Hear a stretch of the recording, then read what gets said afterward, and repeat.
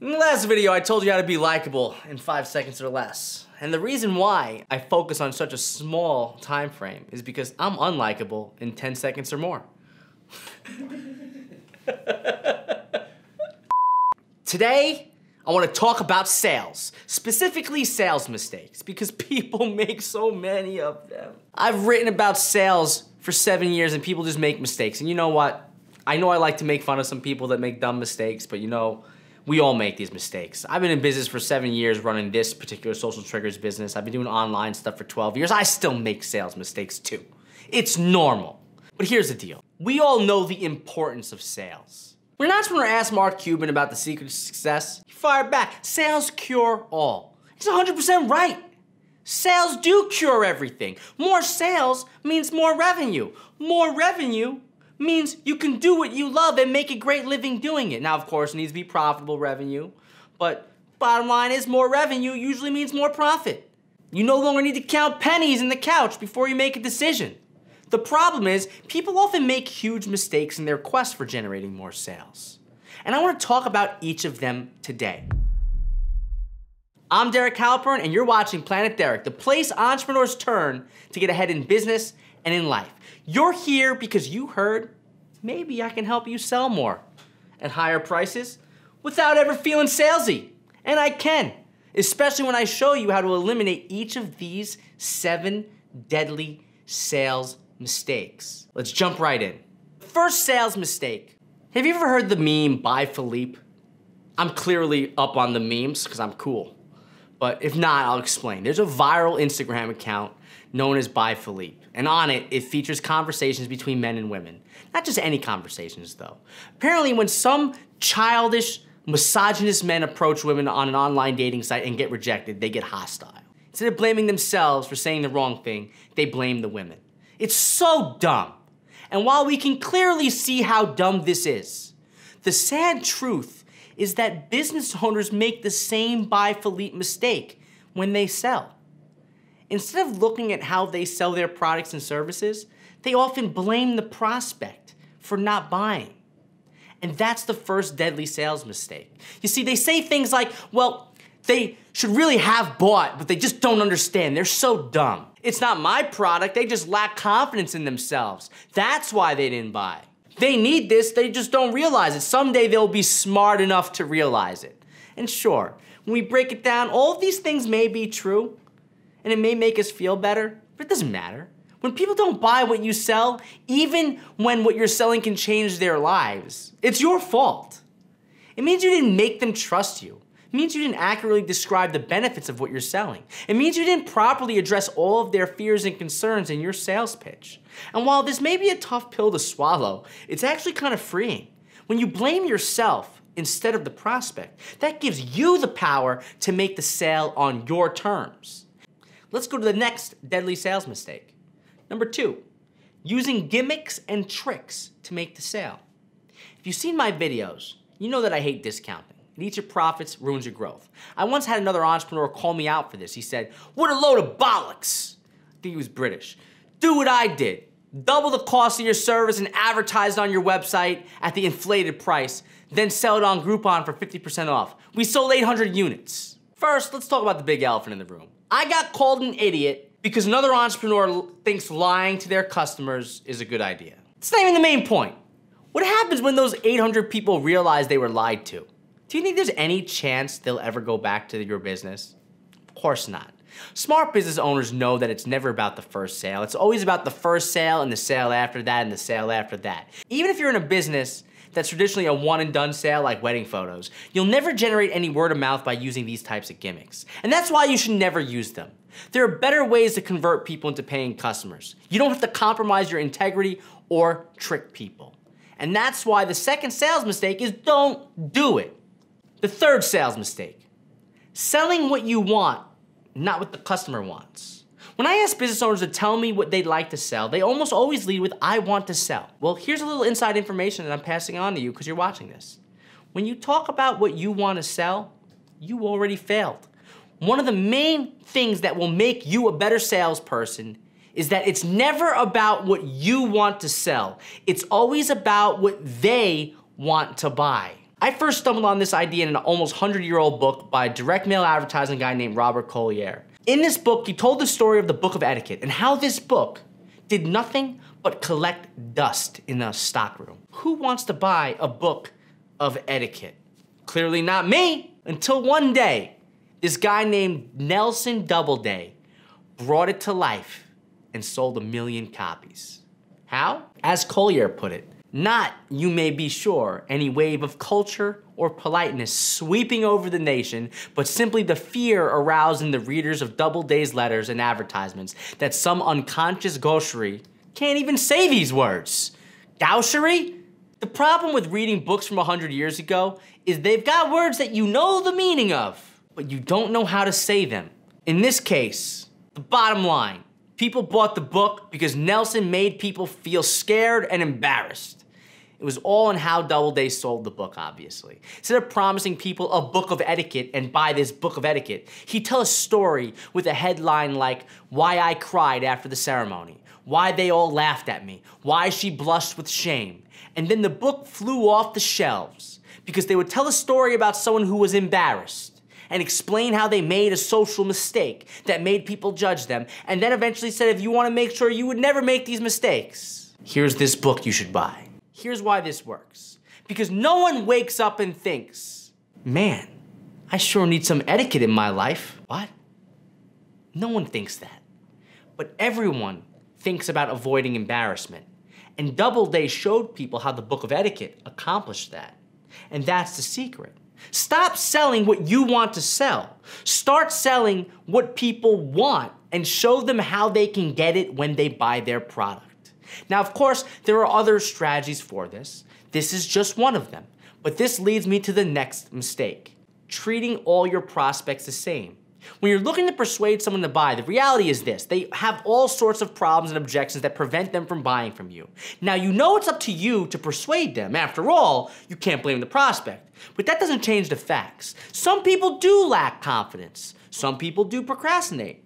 And it's your job to help them overcome these issues. Here's the deal. When you're dealing with someone who lacks confidence in themselves, you would treat them differently than someone who lacks confidence in you. One questions themselves, the other questions you. And the reality is, most people who start selling their products and services for the first time, especially online, don't do this. They just talk to everyone as if they're the same person. And that's a huge mistake. You see, you're gonna encounter people in your business who should buy, could buy, but for whatever reason, aren't buying because of some little hang-up. I call these people the sideliners. They're on the sidelines between buying and not buying. In my experience, the reason why they're not buying is one of 4 of these reasons. First, they don't care enough. Second, they're skeptical of you. Third, they're worried about themselves. Fourth, they're procrastinating. As you might expect, addressing each of these concerns requires you talk to these people a little bit differently.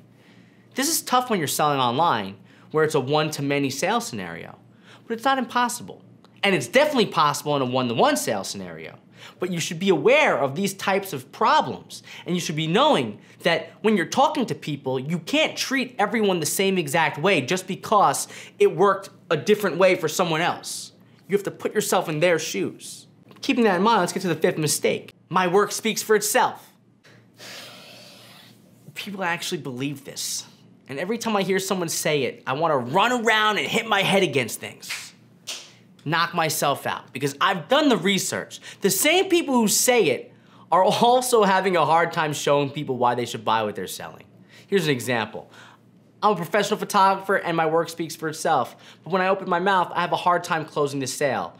Those that I have worked with, however, love the product and experience. This is a direct quote from a photographer, someone who does good work, but can't close deals. And here they are saying the same exact thing. It's interesting, right? Some people buy and love it.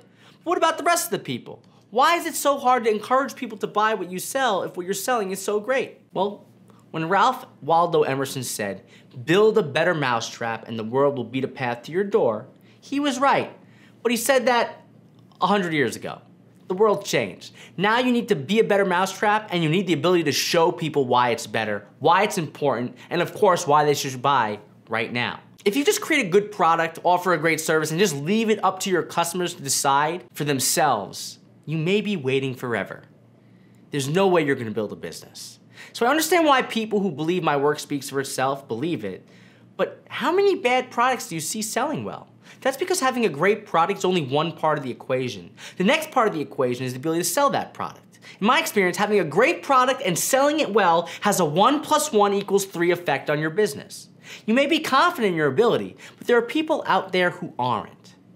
Let's say you're selling a fitness product. Everyone knows there are people who know they should exercise more, but for whatever reason they don't do it. Why not? Because they might have a psychological block. They might think, I'm not the type of person who can exercise. I'm just unhealthy and there's nothing I can do about it. Deep down, you know they're wrong. You know exercising could potentially help them. You could tell them that until you're blue in the face, but it's not gonna make that happen for them. You have to see the reason why they're not buying and speak to that reason and solve it. Now, this doesn't mean you have to be one of those snake oil salesmen. There's a great way to sell without being salesy.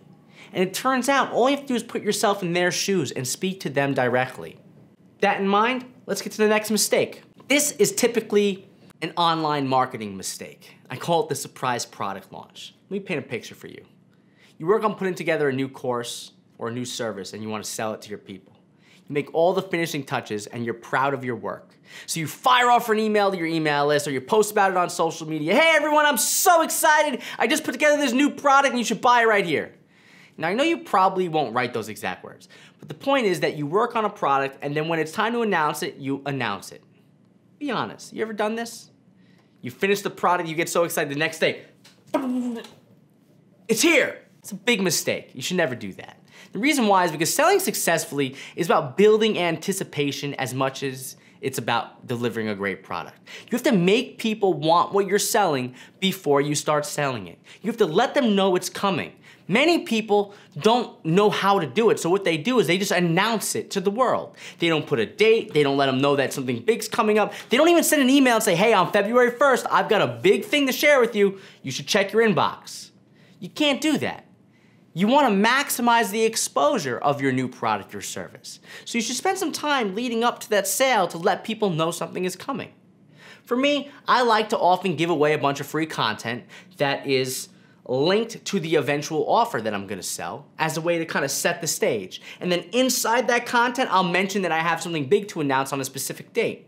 The goal, I have something big to announce at a specific date. The goal, again, is to let people know that I have this thing that I might be selling in the near future. Even here, I'm talking about sales. Why? I have courses on how to sell better. I'm not selling the course today, not selling the course tomorrow, but here you are watching this video, getting some great sales advice, and now you know I have a sales course. Maybe you know about it enough that you're gonna send me an email and say, hey Derek, what's up with your sales course?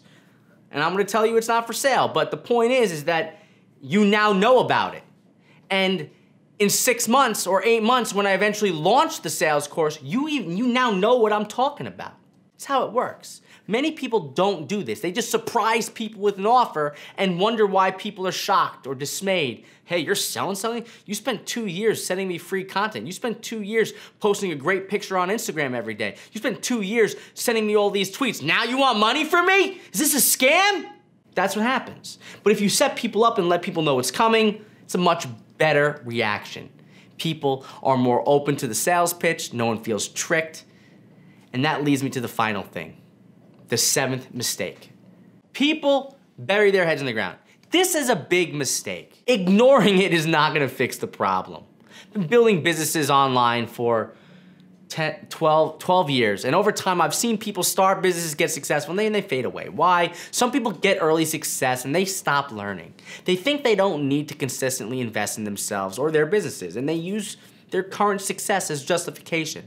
But what they don't realize is that they're starting on a path towards disaster. Today, the people and companies that do well and keep doing well focus on creating great products and services, and they have great salesmanship to match. That's how you get the 1 + 1 = 3 scenario effect on your business. The reality is this: no matter what stage of business you're in, you must learn how to sell. It's an urgent need. As I started this video, Mark Cuban said that sales cure all. And he's right. You can't ignore it to make it better. You need to focus on it. You need to stop making these 7 deadly sales mistakes. Now, here's what I want from you. Leave a comment below and tell me about a time when you may have made one of these mistakes and how you plan to stop making it. It's important. I want to see the types of mistakes that you've made. Then, if you want to learn how to sell better, faster, and to almost anyone, click the link. This link, I have an 84-minute video about how I made $500,000 from one blog post, and you should watch that video. It's a great video. There's nothing for sale in it. You will love it.